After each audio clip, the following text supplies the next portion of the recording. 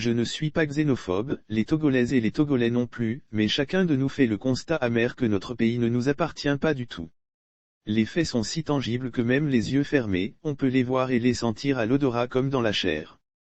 Qu'il me soit permis de dire au prime abord que le développement d'un pays participe d'une conjugaison des efforts de sa population et des apports extérieurs.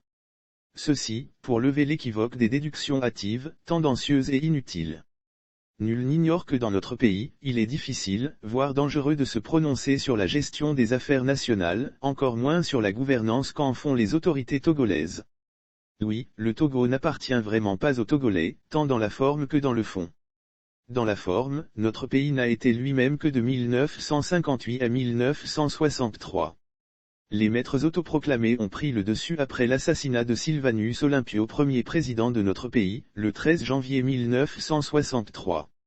Le premier des maîtres, la France, nous a enlevé la pierre angulaire de notre indépendance, notre monnaie en construction.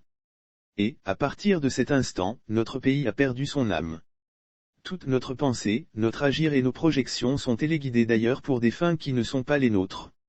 Sur le fond, la situation est apocalyptique puisque plus rien ne nous appartient désormais.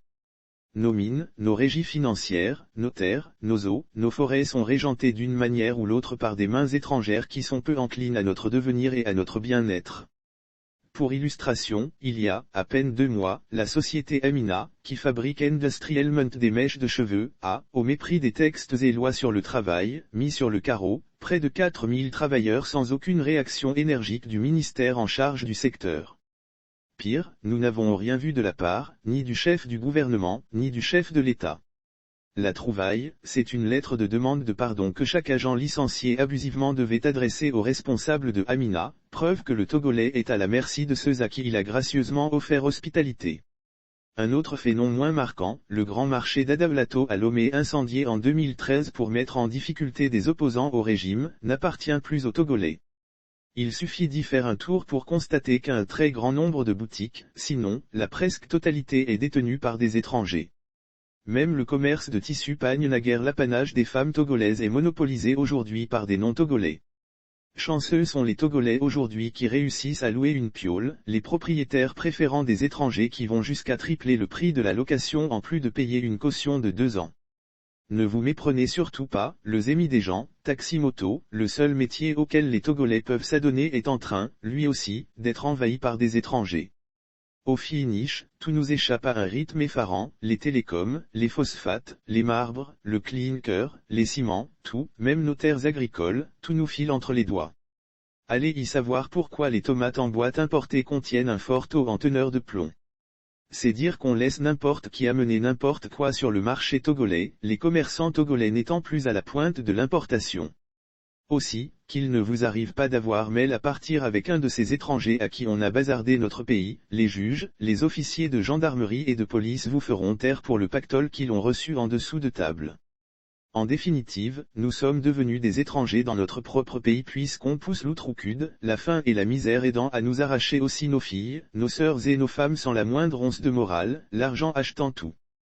Ce n'est donc pas des affabulations que d'affirmer que, dans notre pays, les étrangers ont tous les droits et, nous les Togolais, nous les subissons sans pouvoir avoir la loi de notre côté. Pour en faire le constat, il suffit de circuler et d'observer. J'ai donc eu la désagréable surprise un jour au grand marché d'Adavlato de me voir rabroué par un étranger vendeur de tissus de quitter devant son étalage alors que j'étais dans la rue. À ma réaction, il me dit sans gêne que je peux aller me plaindre où je veux. Téléphone, les Togolais, en véritables esclaves, sont traités par les dirigeants du pays et ceux qui sont venus s'installer chez nous. Sérieusement, je croyais être seul à faire malheureusement un tel constat de mon pays, mais j'ai été rassuré par une vidéo que j'ai lue tout dernièrement sur certaines plateformes de WhatsApp et qui dit ceci, je cite, « Le peuple togolais est composé d'individus nés sous la menace, qui grandissent sous la menace et qui meurent sous la menace. » C'est dire, qu'il naît dans la peur, qu'il va à l'école primaire dans la peur, au collège et l'université dans la peur. Qu'il commence à travailler, s'il a la chance, dans la peur. On le tue alors même qu'il a peur. On le pleure en ayant peur, le Togo est un pays encerclé par une brutalité physique, psychologique et spirituelle. Pendant de longues années, on tue, on emprisonne, on exile, on spolie sans que personne en Afrique, en Europe, en Amérique et en Asie ne daigne lui venir au secours, fin de citation. Voilà des propos qui m'ont fait une fois encore verser des larmes sur ma chère patrie. Mais devrions-nous rester à l'étape de lamentation sans chercher à redorer le blason de notre pays englué depuis des décennies dans l'autoritarisme béat? Il urge en effet de remettre notre pays à l'endroit, de remonter les bretelles du peuple dans la résignation dans laquelle il s'y est plongé attendant un hypothétique sauveur. Quant aux gouvernants qui pensent qu'ils ont le droit de vie et de mort sur nous, ils ont tout à gagner en redonnant au peuple souverain du Togo, tous ses droits car un peuple même résigné, trouve toujours, tôt ou tard, les moyens de s'approprier les droits que lui seul délègue à qui il veut et quand il veut, et nul ne saurait priver indéfiniment un peuple de ce qui lui appartient. Aux étrangers chez nous, la nécessité de respecter le peuple et les lois de notre pays.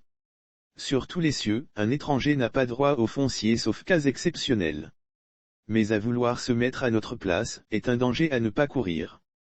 Attachés profondément à notre pays et aux valeurs humaines, osons prendre un nouveau départ, osons pour le Togo.